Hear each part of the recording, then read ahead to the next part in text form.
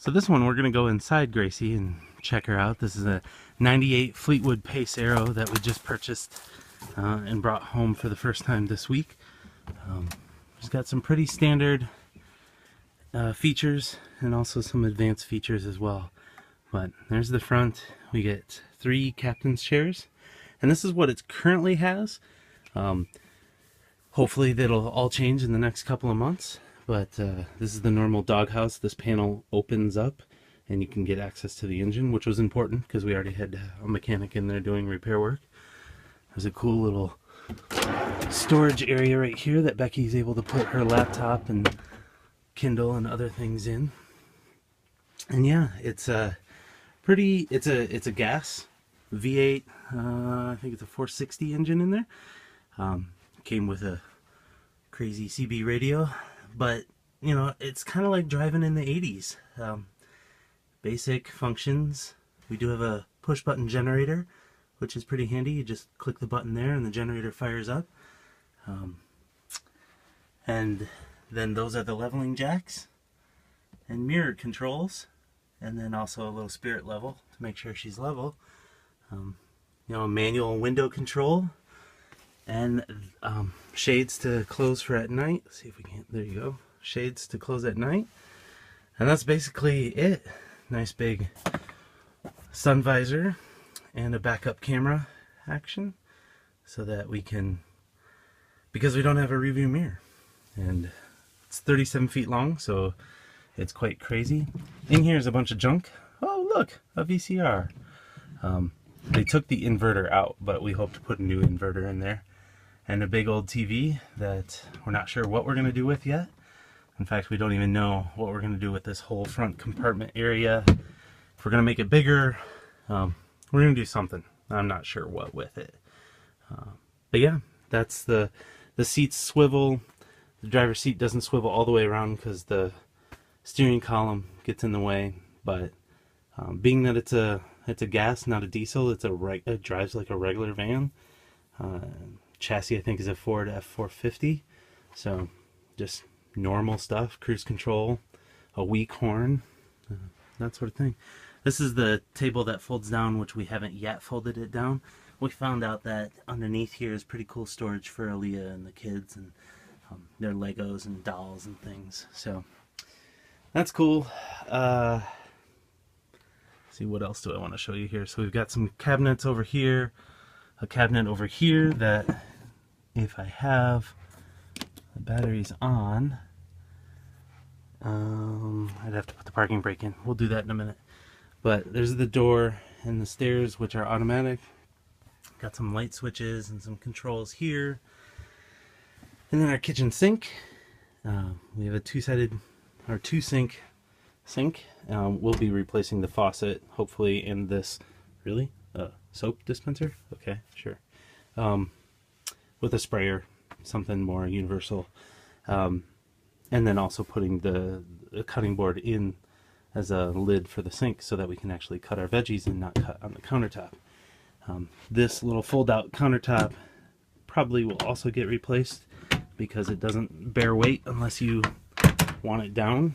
It will stay up. If you want it to stay up, it will go down.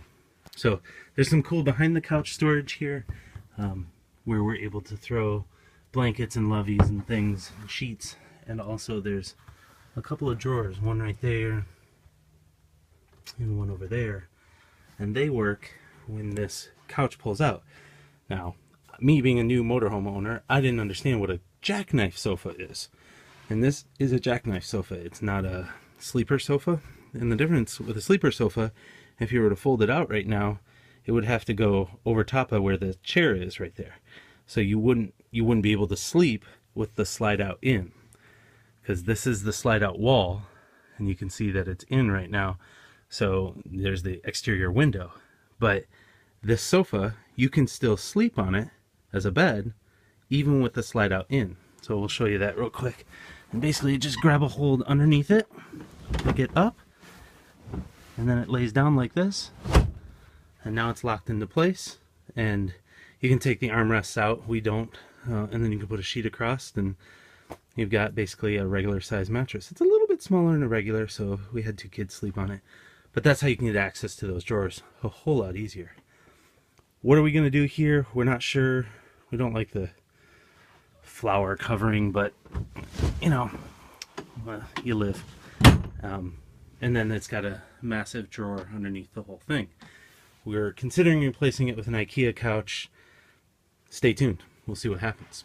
Over here we have the dinette, which is currently folded down into the bed because we haven't put it back up into the actual table yet. But it's pretty standard. If you've been in a camper or a motorhome or anything, that's basically what it is. Storage under the benches.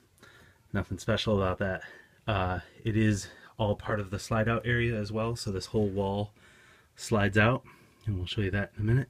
Makes it much more spacious in here. But yeah, for meals we sit 4 there. Sometimes we all 6 sit there, but sometimes the parents will come over here and have a seat. We'll turn Becky's passenger chair around, and Becky and I will sit. There we go. Becky and I will sit here, so we have our little date table over here, whereas the kids sit over there. In our kitchen area, yeah, I don't know, just, you know, storage, lots of storage, lots of places to put food and appliances. A microwave that we're going to take out because we don't use microwaves.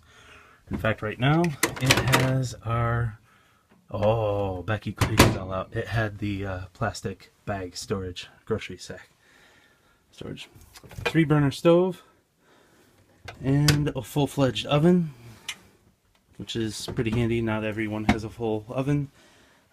More storage in the drawers.